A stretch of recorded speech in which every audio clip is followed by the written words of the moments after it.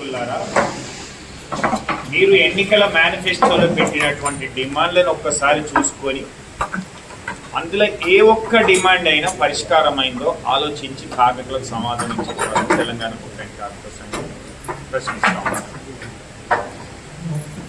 AITC వాళ్ళు 47 డిమాండ్లతో manifesto విడుదల చేశారు. ఐఎన్టీసీ వాళ్ళు 6 గ్యారంటీలతో పాటుగా 39 డిమాండ్స్ మేనిఫెస్టోలో పెట్టారు. ఇందులో ఏ ఒక్క డిమాండ్ని కూడా ఇప్పటి వరకు నెరవేర్చకపోగా కార్మిక వ్యతిరేక విధానాలను అవలంబిస్తున్న యాజమాన్యం విడుదల చేస్తున్నటువంటి సర్క్యులర్లను కూడా రద్దు చేయలేకపోతున్నది.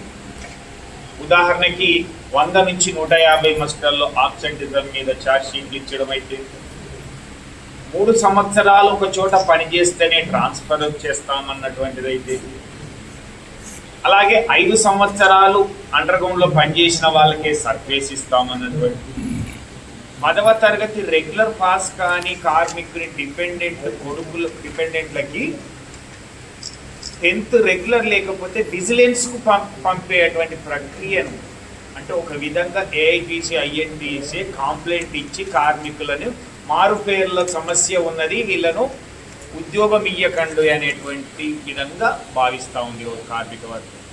ఒకవేళ నిజంగానే మారుపేర్ల సమస్య పరిష్కారం పెట్టాలి అంటే నువ్వు ఆ సర్క్యులర్ రద్దు చేయించి ఉండేవాడివి, అది చేయించదు. దీనికి తోడుగా ఎన్నికల సమయంలో కాంగ్రెస్ నాయకులు అయితే అందరు కూడా మంత్రులు, ముఖ్యమంత్రి, ఉప ముఖ్యమంత్రి, ఎమ్మెల్యేలు వచ్చి ఈరోజు ఇన్కమ్ ట్యాక్స్ పెన్స్ మీద ఉన్నటువంటి ఇన్కమ్ ట్యాక్స్ను రీయింబర్స్మెంట్ చేపిస్తామన్నది కోల్ ఇండియాలో ఉన్నట్టుగా ఇప్పటి వరకు లేదు. అదే 250 గజాల ఇంటి స్థలం ఇచ్చి సొంత ఇంటి కళని నిజం చేస్తామని చెప్పారు.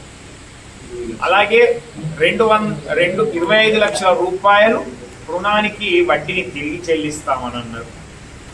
కొత్త బ్లాకులు తీసుకొస్తామన్నారు. అలాగే సూపర్ స్పెషాలిటీ హాస్పిటల్ హైదరాబాద్లో నిర్మిస్తామని అన్నారు.